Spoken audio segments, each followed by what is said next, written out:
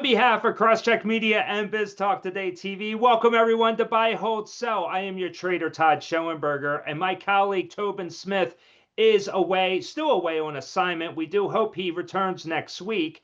But joining me today is Jose Torres. He is the Senior Economist at Interactive Brokers. And Jose, we had this government shutdown. We're now getting word that you're going to have federal government employees that could very well be losing their jobs. They're not even furloughed. They are actually being terminated from their jobs. You would think also this will have a direct negative impact on GDP, yet the stock market hits a record high. What the hell is going on? Well, Todd, great to be here. Hello, everyone. What's going on now is that the silver lining of the downsizing efforts in the government actually point to lighter term premiums and the better fiscal situation. When you consider in the beginning of the administration, when you had Tesla CEO Elon Musk driving the Department of Government Efficiency efforts, those moves and those ambitions sort of were abandoned for several months after Tesla CEO Musk walked away from the administration. Now they're starting to come back into focus, and term premiums, and that's really quantifies the level of concern that investors have over the nation's fiscal budget.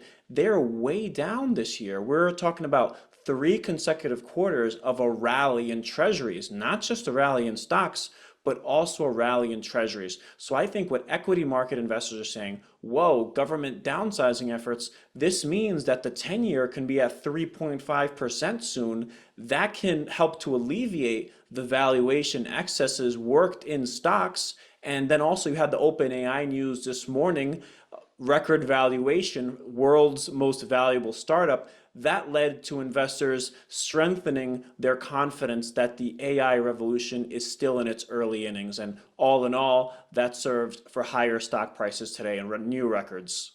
So do you believe that we will see a 3.5% yield on that 10-year treasury? I certainly hope so. And I hope, Todd, that it's not because of an economic slowdown. I hope that we're continuing to grow strongly and that inflation retreats to the mid twos like it did back during Trump 1.0 in the first Trump administration. We saw inflation rise up to 2.9, 3%, only to retreat back to the low twos after we had some strong economic growth and servicers were able to absorb the strong consumer demand, which naturally drives some price pressures. When you have so many folks walking into the door wanting to consume services and goods, businesses, if they're caught a little offsides, if they don't have the inventories, don't have the capacity, don't have the employees, they lift prices a little bit, but then over time that tends to retreat. And that's the same thing we're seeing now, Todd. This inflation we're seeing, Todd, has nothing to do with tariffs, not concentrated in goods. It's services. It's the discretionary areas,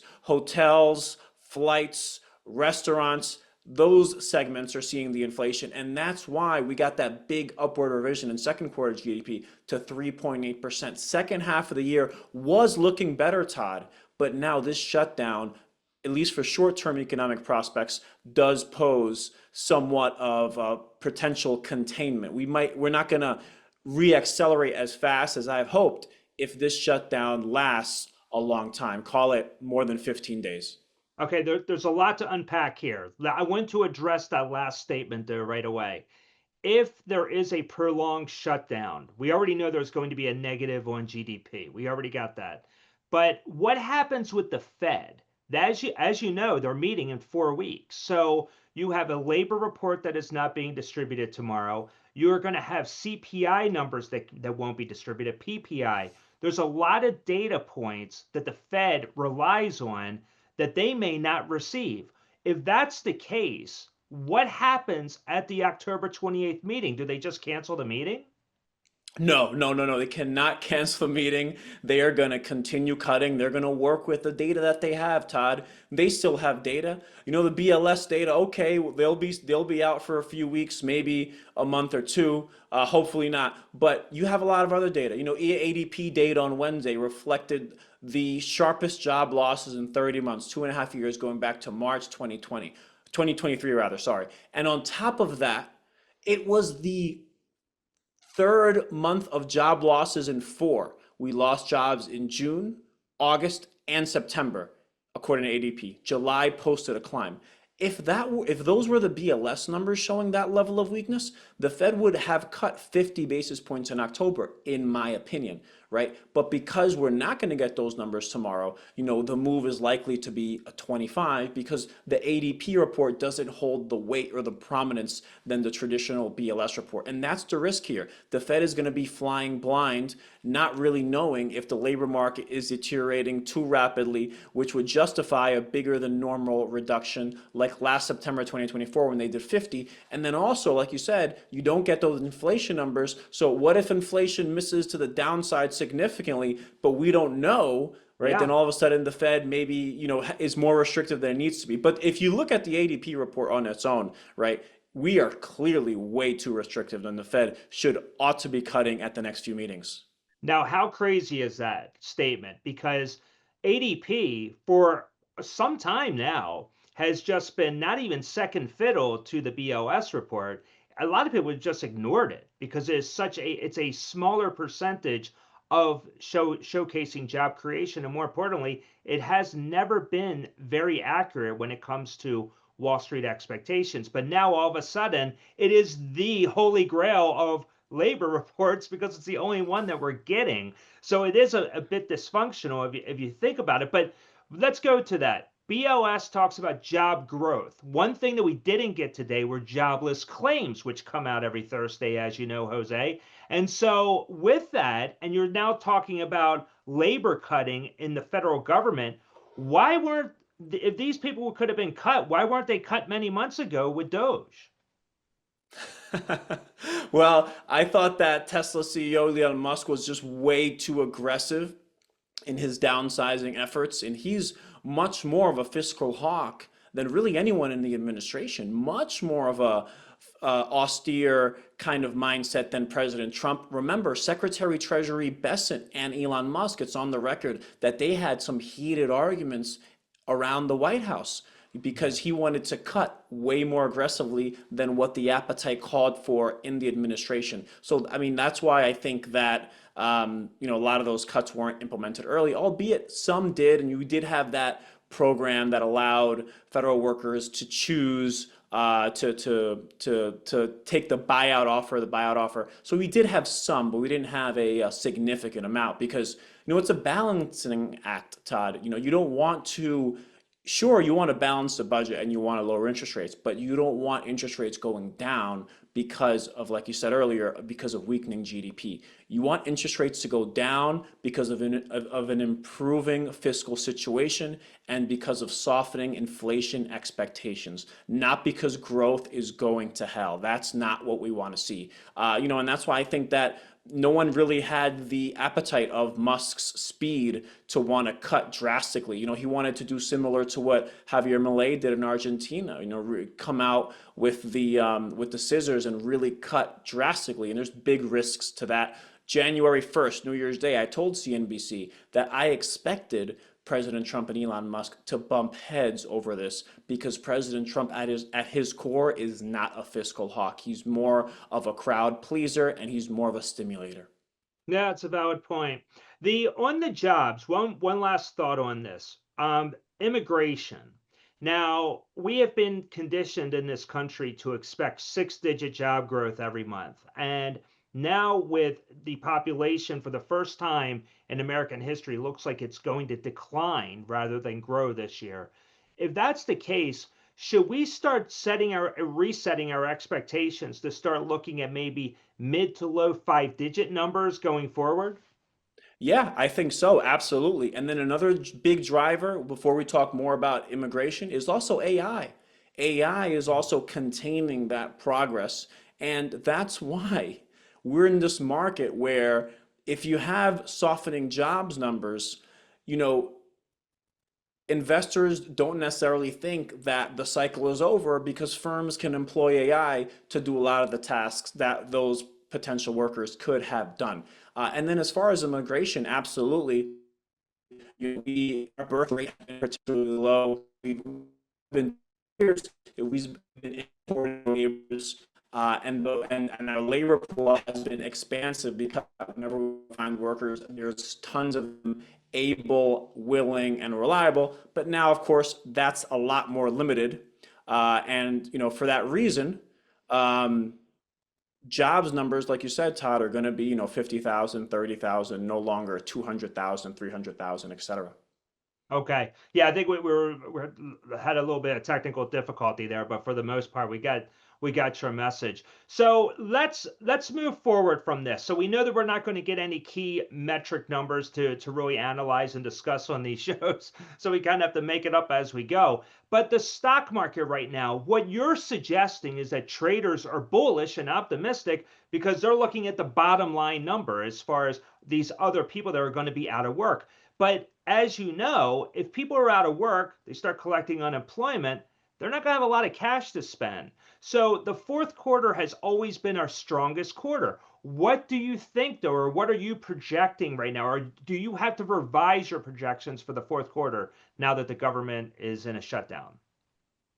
I still think that the fourth quarter is going to be buoyant because despite the government shutdown, Todd, all the bullish things that we've been talking about all year, they're still going on. Lighter taxation, milder regulation, subdued energy costs, a really pro-growth, pro-business environment from the political backdrop. So, all in all, investors are still looking forward, looking ahead, pulling forward the earnings from 2026, 2027, 2028.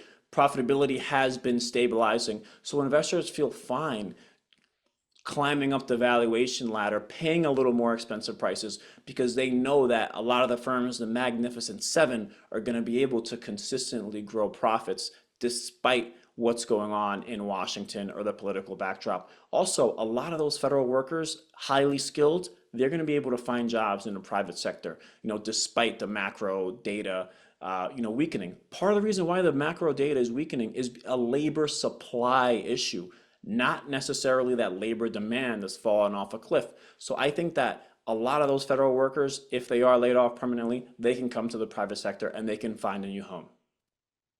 Let's turn the page on to tariffs right now. Now we have so many more tariffs than we did the last time you were on our shows. So what is when you're calculating the numbers as far as the amount of revenue the country is bringing in, are we chipping away at that $36 trillion deficit? Or if we're not, then how much more in tariff revenue do we need to make a dent?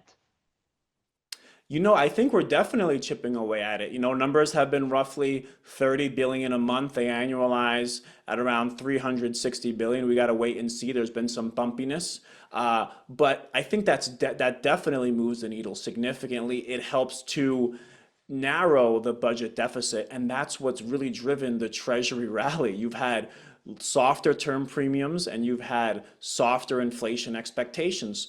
So I think that it's going to be a huge help. And then if all of a sudden, if you start saving money on the federal government expenditure side, that's helping on the cost side while the revenue side is getting a good boost. And then hopefully tax revenues go through the roof because of buoyant economic growth and this terrific economic environment that we're in. 3.8% second quarter GDP growth, folks.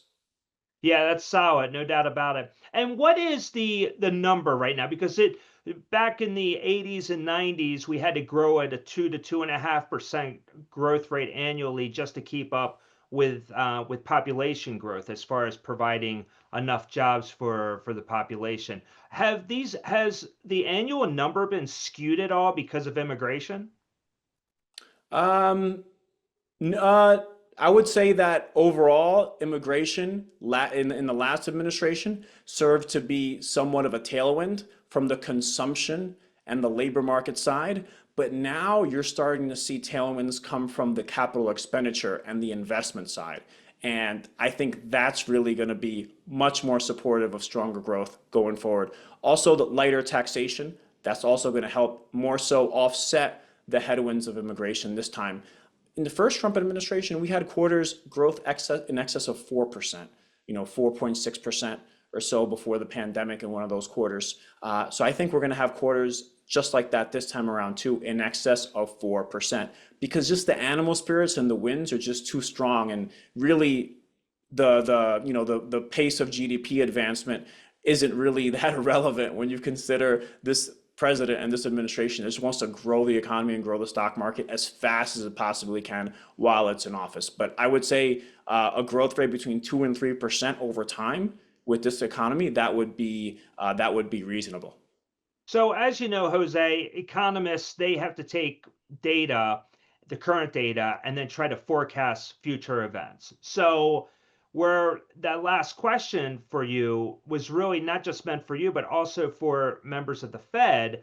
I know they're not full of economists. So Jerome Powell, for example, is a lawyer, but don't they have to start changing their data points? Because it's one thing to look at history and how we've always processed this data. But now we have to analyze it in a different way where you actually have an American population that is decreasing. Do you think that perhaps we're not really fully aware, or we're just simply looking at past events rather than thinking of future population, lower population as far as impacting our numbers going forward? I think that we have a lot of examples around the world. When we look at China, they've had significant population issues. Europe has had significant population issues. And those right there are bifurcated. The Chinese economy grows roughly 5% a year. It's an emerging market economy. The European economy grows a lot slower, maybe 1% or a lot less. So I think it's reasonable for us to be somewhere between that 1% for the EU and 5% with China and stay right around 3%. But you're absolutely right. The population decline is particularly worrisome. It's a demographic issue. Japan's also dealing with it. As far as what you put into your numbers, if we get a Democrat in 2020, winning the 2028 election, you'd expect the immigration numbers to shift drastically the other way. So that's why I don't think folks are really paying attention to it to that point, from a longer term perspective. They're just thinking, oh, once President Trump is out of the White House, and perhaps if a Democrat wins in 2028, then presumably immigration will come back, or if they win in 2032 or 2036. So I think that's the mindset. Yeah, that's pretty much all I have to say on that topic. Okay, no, that's very smart. It's a very smart response. Back to the tariffs. Do you see the U.S. maybe pulling back on the tariffs, especially in 2026, as more countries come to the table and want to work out deals? Or is this just going to be the new norm going forward? I think the new norm is fine. You have an average tariff rate of 15%. That's nothing crazy. That is totally fine. We've been it's been unfair for America on the trade playing field globally. Folks implement tariffs on us. They have value-added taxes. They have tons of restrictions. They have currency manipulation tactics. And, we've been free traders against that backdrop. It's time to neutralize that, buoy American manufacturing, and make things a little fair. So I think 15% average tariff rate is fine, much higher for some of the more aggressive players and partners. But I'm fine with 15%, Todd. Is there a specific number, though, from a tariff percentage that could negatively impact GDP? Oh yeah, 25%, that would tank us into a downturn. 25%. Interesting. A recession, I presume you mean. Yeah. I didn't want to say that, but yeah. That's okay. I'll say it for you. And the reason, Todd, and the reason why is because on Liberation Day, that's where the numbers were when I was calculating, when President Trump came out with the board and I was calculating the numbers down the list. It seemed like an average of around 25%. And as we saw, the markets couldn't take that because there's no way that the S&P 500 constituents are going to make their numbers in aggregate with a tariff that high. But 15%, it's almost half of that, and it's much more tolerable. Okay. Jose, we're going to leave it there. I do have one final question for you. As you know, it's game 3 tonight between the Yankees and the Red Sox. What are your economic models saying of who's going to win tonight? I think the Yankees are going to win. I grew up in Queens, so I'm upset about Mr. Met hanging himself next Yes. to Citi Field. But I'm going with the Yankees on this one. Okay. All right. Very good. Very, yeah, you might be onto something, but we'll talk about it the next time you're on. So, Jose, Terrific. thank you for joining me today. We definitely will have you back, obviously, as we move further into Q4, and hopefully we'll have some data points to talk about then too. Absolutely. I have a live event tomorrow about the jobs data, and I have to talk about everything else. Good luck with Take that. care. So on behalf of Jose Torres, I am Todd Schoenberger. Thank you once again for joining us on Buy, Hold, Sell. We'll catch you next time. Take care.